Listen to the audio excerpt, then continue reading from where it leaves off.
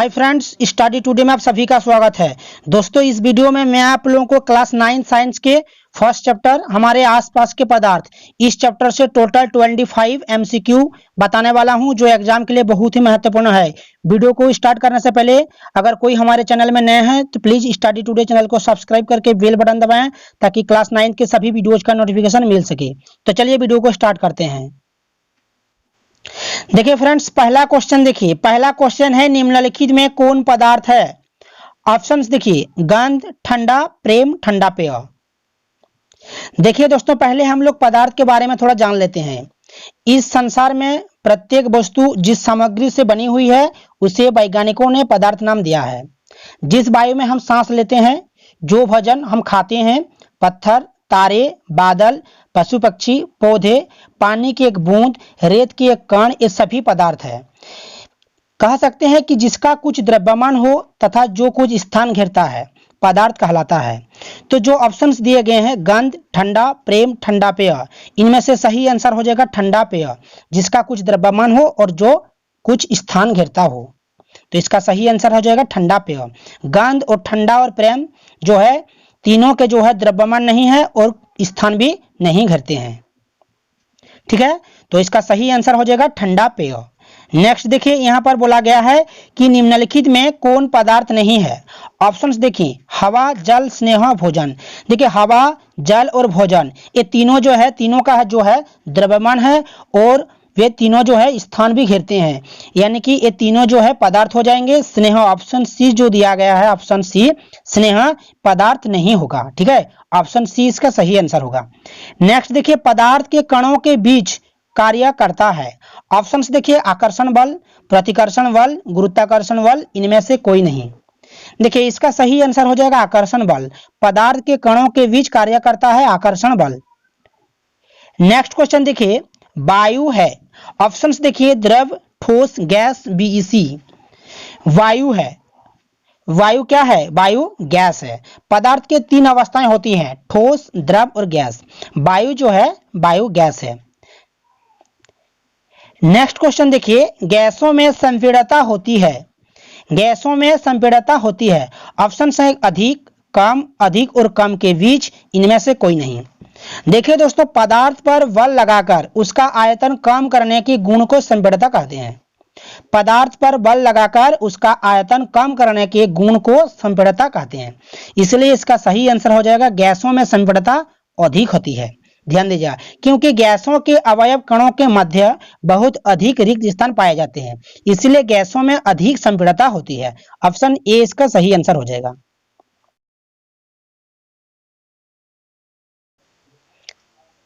देखिए next question देखिए, 20 degree Celsius का मान केल्विन स्केल में होती है।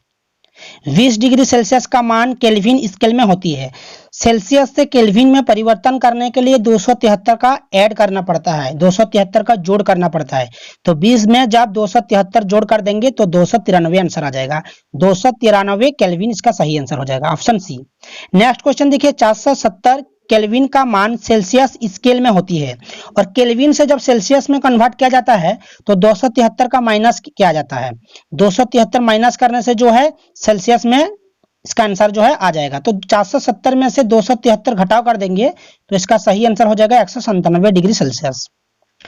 सेल्सियस से केल्विन में बदलने के लिए 273 का जोड़ होता है, और केल्विन से सेल्सियस में बदलने के लिए 273 का घटाव होता है, याद रखिएगा। नेक्स्ट क्वेश्चन देखिए।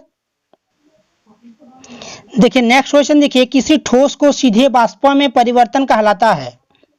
ठोस को किसी सीधे वाष्प में परिवर्तन को ऊर्ध्वापतन कहते हैं। ऑप्शन डी इसका सही आंसर हो जाएगा। ठोस से जब द्रव्य में परिवर्तन किया जाता है तब उसको संगलन कहते हैं, और ठोस से जब गैस में परिवर्तन होता है तो उसको ऊर्ध्वापतन कहते हैं। जब द्रव्य से गैस में परिवर्तन होता है, द्रव्य से सीधे गैस में, तो उसको कहेंगे क्या? वाष्पीकरण, याद रखिएगा। नेक्स्ट क्वेश्चन देखिए, यह प्रक्रिया जिसमें इत्र की गंध वायु में सर्वत्र फैलता है कहलाती है, क्या कहलाती है? ऑप्शन डी इसका सही आंसर हो जाएगा, प्रसरण। इसको क्या कहते हैं? प्रसरण। गर्म करने पर गैस का आयतन, गर्म करने पर गैस का आयतन क्या होता है? बढ़ता है। ऑप्शन ए इसका सही आंसर हो जाएगा। देखिए नेक्स्ट क्वेश्चन देखिए, किसी ठोस इकाई द्रव्यमान को द्रव अवस्था में बदलने में बिना ताप बदले जितनी ऊष्मा लगती है वह उस ठोस का कहलाता है। उस ठोस का क्या कहलाता है? द्रवण ऊष्मा कहलाता है। ऑप्शन ए इसका सही आंसर हो जाएगा। नेक्स्ट क्वेश्चन देखिए, जब वाष्प संघनित होता है तो, जब वाष्प संघनित होता है तो ऑप्शंस दिए गए हैं, वह वाष्प अवशोषित करती है, वह ऊष्मा अवशोषित करती है, उसका ताप बढ़ता है, उसका ताप घट जाता है। जब वाष्प संघनित हो जाता है तो उसका ताप क्या हो जाता है? घट जाता है। ऑप्शन डी इसका सही आंसर हो जाएगा। नेक्स्ट क्वेश्चन देखिए, दाब का एसआई मात्रक है, दाब का एसआई मात्रक है, दाब का एसआई मात्रक है पास्कल। ऑप्शन ए इसका सही आंसर हो जाएगा। चलिए नेक्स्ट क्वेश्चन देखिए, निम्नलिखित में द्रव्य में कौन अनिश्चित है? ऑप्शन है घनत्व, आकार, जल, द्रव्यमान। द्रव्य में आकार जो है अनिश्चित होता है। ऑप्शन बी इसका सही आंसर। तापमान का एसआई मात्रक है, तापमान का एसआई मात्रक, तापमान का एसआई मात्रक होता है केल्विन। ऑप्शन बी इसका सही आंसर। निम्नलिखित में द्रव्य में कौन निश्चित है? द्रव्य में कौन निश्चित है? द्रव्य में आयतन जो होता है निश्चित होता है। द्रव्य में आयतन जो है निश्चित होता है और द्रव्य में आकार जो है अनिश्चित होता है। दोनों याद रखिएगा।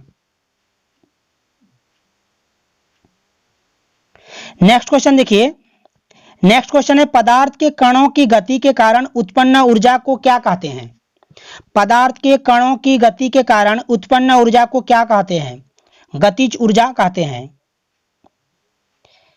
इकाई आयतन में उपस्थित संहति को वस्तु का डैश कहते हैं। इकाई आयतन में उपस्थित संहति को वस्तु का क्या कहते हैं? घनत्व कहते हैं। 0 डिग्री जल पर, 0 डिग्री सेल्सियस पर जल की भौतिक अवस्था क्या होगी?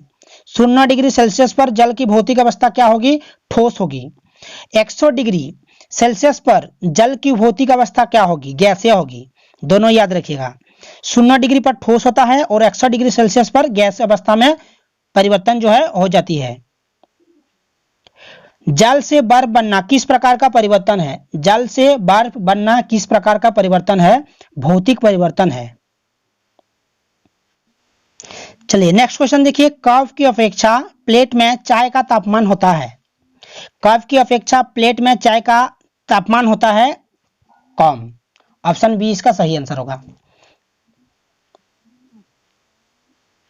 नेक्स्ट देखिए, पानी, लोहा, रुई और शहद में सबसे कम घनत्व किसका है? घनत्व का बात किया गया है। पानी, लोहा, रुई और शहद में सबसे कम घनत्व किसका होगा? रुई का ही होगा। ऑप्शन बी इसका सही आंसर। जंग में, लोहे में जंग लगना किस प्रकार का परिवर्तन है? लोहे में जंग लगना किस प्रकार का परिवर्तन है? ऑप्शन बी रासायनिक परिवर्तन होगा। लोहे में जंग लगना, क्योंकि जंग जो है एक नया पदार्थ है। देखिए अंतिम क्वेश्चन देखिए, अंतिम क्वेश्चन है, इनमें से कौन प्लाज्मा का एक उदाहरण है? ऑप्शंस देखिए, नियन बल्ब, रक्त, जल, कोई नहीं। देखिए दोस्तों, पहले हम लोग प्लाज्मा के बारे में थोड़ा जान लेते हैं। देखिए प्लाज्मा पदार्थ की इस अवस्था में कण अधिक उत्तेजित और अत्यधिक ऊर्जा वाले होते हैं। इन कणों का रूप आयनीकृत गैस जैसा होता है। नियन बल्ब और फ्लोरोसेंट ट्यूब प्लाज्मा के ही दो उदाहरण हैं। नियन बल्ब और फ्लोरोसेंट ट्यूब प्लाज्मा के दो उदाहरण हैं। नियन बल्ब में नियन गैस, जबकि फ्लोरोसेंट ट्यूब में हीलियम या अन्य गैस होती है। जब इसमें से विद्युत ऊर्जा प्रभावित होती है तो यह गैस आयनीकृत अर्थात आवेशित हो जाती है। आवेशित होने से बल्ब या ट्यूब के भीतर चमकीला प्लाज्मा बनता है। गैस के स्वभाव के अनुसार ही इस प्लाज्मा में एक विशेष प्रकार की चमक होती है। सूर्य और तारे भी प्लाज्मा के कारण ही चमकते हैं। उच्च तापमान के कारण ही तारों में प्लाज्मा तैयार होता है। तो यहाँ पर बोला गया है कि प्लाज्मा का एक उदाहरण है, तो ऑप्शन ए इसका सही आंसर हो जाएगा, नियन बल्ब। दोस्तों वीडियो को कैसा लगा है प्लीज कमेंट बॉक्स में बताइएगा। वीडियो को अगर अच्छा लगा है तो एक करके लाइक कर दीजिएगा और ज्यादा से ज्यादा अपने दोस्तों को शेयर कर दीजिएगा। और स्टडी टुडे में जुड़े रहने के लिए चैनल को सब्सक्राइब कीजिएगा ताकि क्लास 9 के सभी वीडियोज का नोटिफिकेशन मिल सके।